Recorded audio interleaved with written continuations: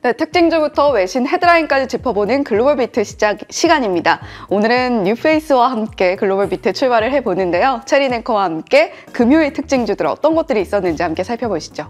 네, 앞으로 잘 부탁드리도록 하겠습니다. 네, 저도 잘 부탁드립니다. 제가 2년 만에 이 자리에서 여러분께 인사를 드리게 됐는데 앞으로 두 앵커분들 그리고 제작진 여러분들을 도와서 여러분께 가장 신속, 정확 그리고 무엇보다 유익한 글로벌 증시 뉴스와 분석을 전해드릴 수 있도록 최선을 다하겠습니다. 자, 그렇다면 그 첫 스타트를 지난 금요일 특징주 정리해드리면서 시작해 보도록 하겠습니다. 지난주 금요일 뉴욕 증시는 엔비디아 급락의 여파를 받아가면서 3대 지수가 모두 하락한 채 거래를 마쳤는데요. 각 종목별로 전해졌던 특징주들 하나씩 전해드리겠습니다. 먼저 엔비디아입니다. 5% 정도 빠지면서 전일 경신했던 900달러 선을 반납한 채 거래를 마쳤는데요. 어떠한 특별한 악재가 있었던 건 아닙니다. 하지만 그간 워낙 빠르게 급등을 했던 만큼 일시적인 숨고르기, 차익 실현 정도가 나왔다. 이런 평가들이 전해지고 있고요. 실제로 CFRA, 비라일리 등의 월가 기관들에서는 이 정도의 숨고르기는 놀랍지 않다, 정상적이다 이런 평가를 전하고 있다는 부분까지 체크를 해보시면 되겠습니다. 같은 반도체 테마 내에서 AVGO라는 티커를 가지고 있는 브로드컴 실적을 발표한 이후에 좀 급락하는 흐름이 나타났는데요. 고성능 주문형 반도체라 그러죠. ASIC 시장 성장 기대감에 올해 30% 넘게 급등을 하면서 시가총액 기준으로 테슬라를 뛰어넘기도 했던 종목입니다. 하지만 이번 실적 발표에서 한 가지 실망 요인이 있었는데 매출 자체는 강했습니다. 하지만 분기 순이익이 13억 3천만 달러로 전년 동기 대비해서 거의 50%도 넘게 크게 빠지는 그런 흐름을 보이기도 했습니다. 여기에 이목이 쏠리면서 시장에서는 이렇게 급락 반응이 나온 것으로 평가가 되고 있고요. 하지만 올해 AI 칩 판매에 따라 매출이 늘어날 거다라는 자신감을 사측에서는 워낙 강력하게 내비쳤습니다.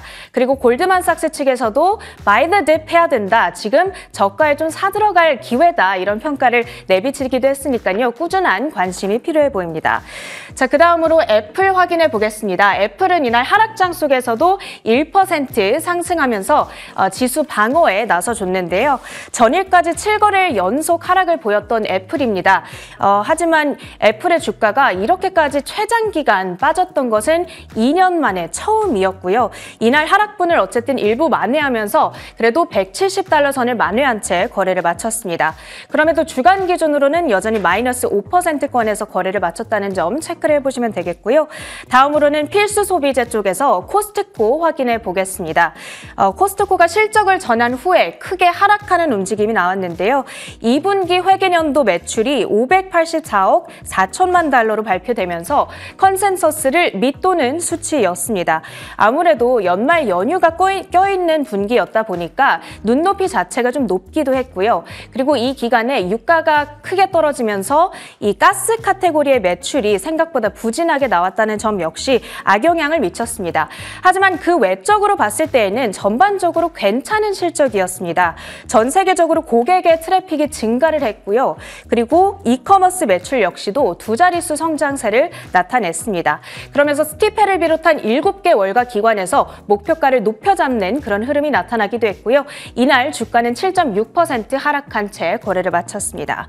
다음으로 그 밖의 특징주들 하나씩 확인해 보도록 할 텐데 마벨 테크놀로지 먼저 보겠습니다. 실적 발표 이후에 역시나 급락세를 나타냈던 종목인데요. 4분기 실적 자체는 예상에 부합을 했습니다.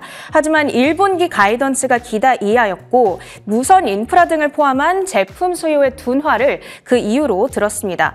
그럼에도 불구하고 뱅크 오브 아메리카 측에서는 레거시 사업이 압력을 받고 있는 건 사실이지만 AI 쪽 전망이 밝다, 기대가 된다 이런 코멘트를 덧붙여주기도 했습니다. 75달러 선에 종가를 형성했고요.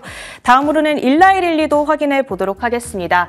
미국 FDA가 일라이릴리의 알츠하이머 치료제 도나네맙의 승인 결정을 연기했습니다. 앞전 코너에서도 간략하게 들어보셨습니다만 당초 작년에 승인될 것으로 기대 기대가 됐다가 이미 한 번 연기가 됐고 이번에 또다시 연기가 됐던 상황이다 보니까 이렇게 되면 또 기약 없는 기다림이 되는 것 아닌가라는 실망감이 시장에서는 나타났고요. 2.3% 하락한 채 이날 거래를 마쳤습니다.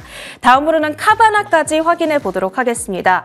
RBC 캐피털에서 기존 언더퍼폼 등급에서 섹터퍼폼 등급으로 투자 의견을 올려잡았고 거기다가 목표가는 기존의 $45에서 이제는 $90로 2배가량 높여 잡았습니다. 차 한 대당 창출하고 있는 현금의 양이 적지 않다. 그러면서 지금 상대적으로 시장에서는 저평가를 받고 있다. 이런 커멘트들도 나오고 있습니다. 주가는 7.3% 상승한 $85.3의 종가를 형성했습니다. 자, 마지막으로 리오토까지 확인해 보도록 할 텐데 한동안 중국 내 경쟁 심화에 대한 우려 그리고 생각보다 중국에서 수요가 부족하다 이런 우려로 인해서 중국 내 각종 전기차 관련주들이 고전을 면치 못하는 흐름이었습니다.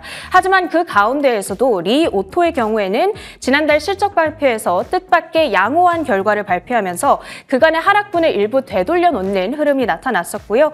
금요일 도이치방크 측에서 중국의 전기차 메가 트렌드에서 가장 수혜를 받을 만한 종목으로 리오토를 선정했다는 점 함께 참고해 주시면 되겠습니다. 금요일장 특징주 시황 전해드렸습니다. 네, 체린 앵커와 함께 특징주 살펴보고 오셨고요. 외신 헤드라인도 짚어보겠습니다. 지난 금요일 그리고 주말 사이에 나온 소식들까지 함께 짚어볼 예정인데요. 지난 금요일 시장에 가장 큰 주목을 받았던 매크로 지표는 아무래도 고용 지표였습니다. 한 주 동안 계속해서 고용 데이터들을 받아봤던 모습이었지만 그럼에도 불구하고 하이라이트는 지난 금요일 미국 노동부에서 발표하는 고용 보고서였는데요. 첫 번째 외신 헤드라인으로 준비를 해봤습니다.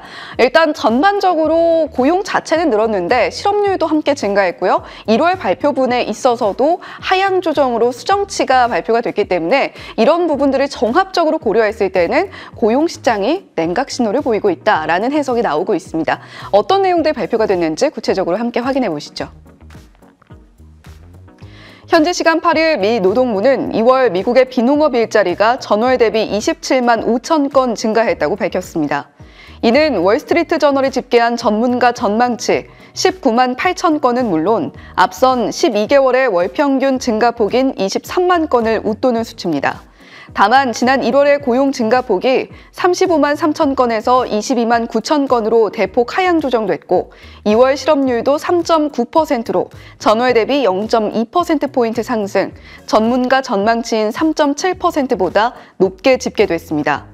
시간당 평균 임금은 전월 대비 0.1% 올라 전문가 예상치 0.2%를 밑돌았습니다.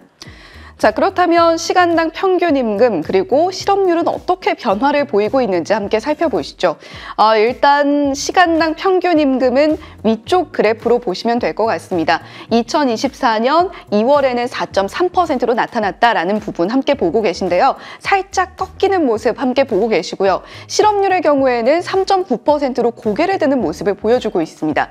일단 1월에 발표됐던 데이터도 상당히 놀라운 수치를 보여주면서 고용이 많이 증가했구나라고 시장을 깜짝 놀라게 했던 부분이 있었는데 그 부분도 많이 하향 조정이 됐거든요. 전반적으로 고용 시장이 냉각 신호를 보이고 있다라는 월가의 이야기가 나오고 있습니다. 과연 연준의 결정에는 얼마나 이 데이터들이 영향을 미치게 될지 계속해서 지켜보시면 좋겠고요.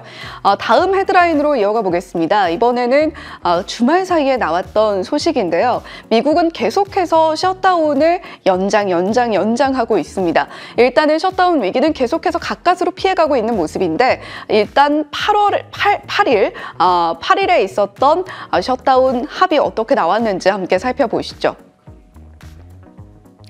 네, 셧다운 일정은 8일로 일단 예정이 되어 있었는데 바이든 대통령이 이에 서명을 했습니다.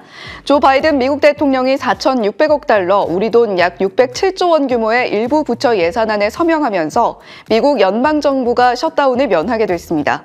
이번에 승인된 예산안에는 12개 부문 중 보훈, 농업, 법무, 교통, 주택 및 도시개발, 에너지 등 6개 부문이 포함됐으며 해당 예산은 올해 9월 말까지 사용될 예정입니다.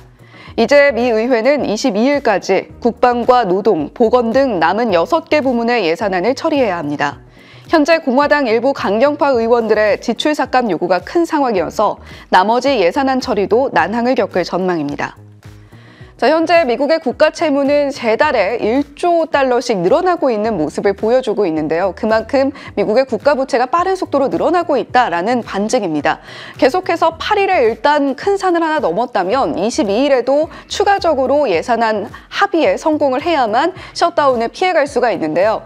역사적으로 셧다운이 있었던 기간 동안에 S&P 500의 추이는 어땠을까요? 일단은 하락은 노란색, 상승은 초록색으로 보시면 되는데 초록색의 비율이 조금 더 많습니다. 그만큼 셧다운 기간과 또는 셧다운의 유무와 상관없이 S&P 500 지수는 조금 오름세를 더 크게 나타냈다라는 것으로 해석을 해볼 수가 있겠는데요.